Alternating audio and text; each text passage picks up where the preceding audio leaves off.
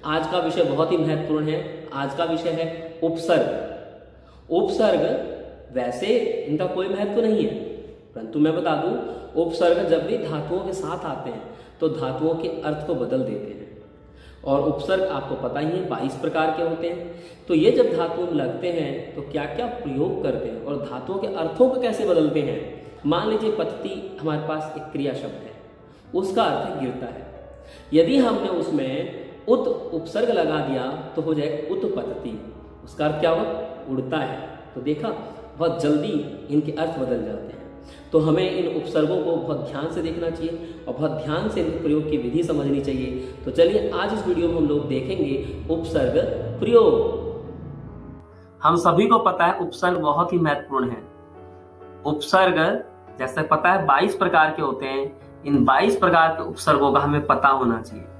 परंतु आज मैं आपको बता रहा हूं कि आखिरी उपसर्ग कैसे किसी भी वाक्य के अर्थ को बदल देते हैं।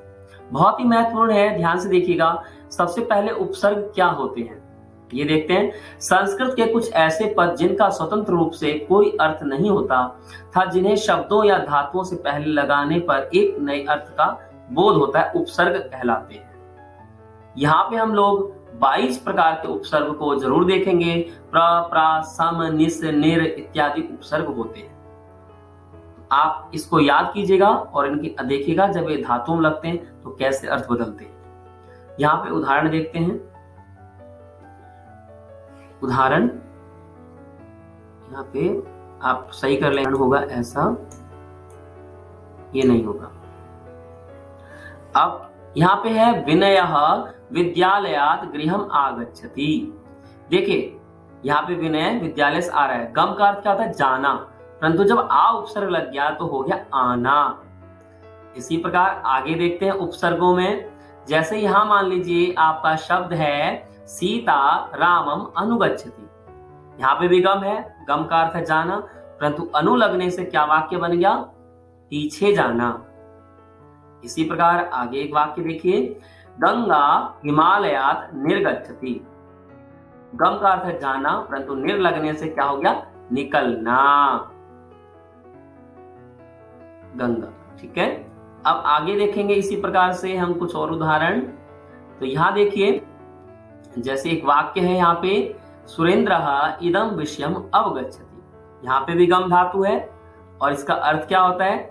सुरेंद्र इस विषय को अच्छे से जान गया। यानी गम का अर्थ है जाना और यहाँ अब प्लस लगने से क्या हो गया? जानना। देखिए जाना और जानना, कितना अर्थ बदल गया वाक्य का, है ना। तो उपसर्ग बहुत महत्वपूर्ण है। आगे देखते हैं इसी प्रकार से। यहाँ देखिए, रमा सुखम अनुभवती। रमा सुख का अनुभव करती है। अब देखना, भू का अर्थ है होना, परंतु हमने जब अनु लगाया तो क्या हो गया? अनुभव करना। जी हाँ, बिल्कुल अर्थ बदल रहे हैं ना। आप ध्यान से देखिए। इसी प्रकार यमुना हिमालयात उद्भवती। अब भवती का अर्थ है क्या था? होना, परंतु उद लगने से क्या हो गया? उत्पन्न होना। यहां देखिए इसी प्रकार से वाक्य है, रमेशः सेवकम अभिभवति। भू का अर्थ है होना, परंतु अभी लगने से क्या बन गया? शब्द का अर्थ तिरस्कार करना। रमेशः सेवकम अभिभवति। यहां देखिए, अब यहां वाक्य देवः स्वयं आविर्भवति। भू का अर्थ क्या है? होना, परंतु आविर शब्द लगने से, आविर उपसर्ग लगने से क्या शब्द बन गया? प्रकट होना। प्रकट होना, देव स्वयं प्रकट होते हैं। इसी प्रकार यहाँ पे देखिए, दुष्टः जनान अपकरोति।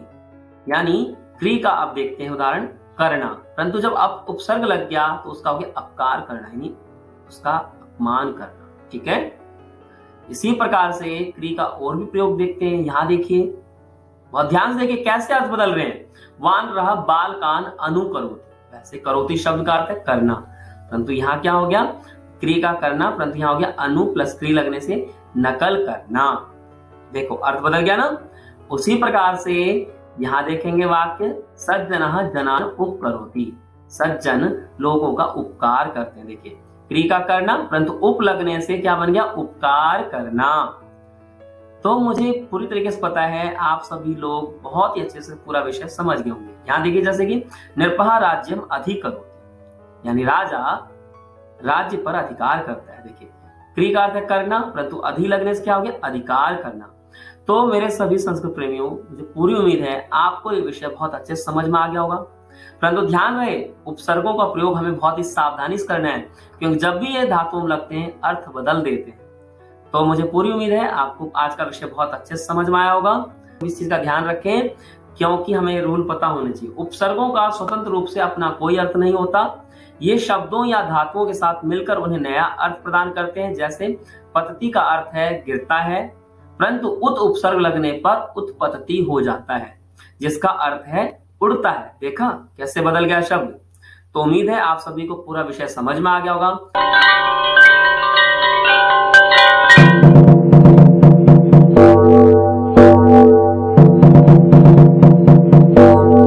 वीडियोज़ तो आप बहुत देखते होंगे, परंतु कुछ वीडियोज़ भारत की सभ्यता, संस्कृति एवं संस्कारों से जुड़ी होती हैं, और ये जिससे जुड़ी हैं वह है संस्कृत भाषा। तो चलिए चलते हैं संस्कृत भाषा की ओर।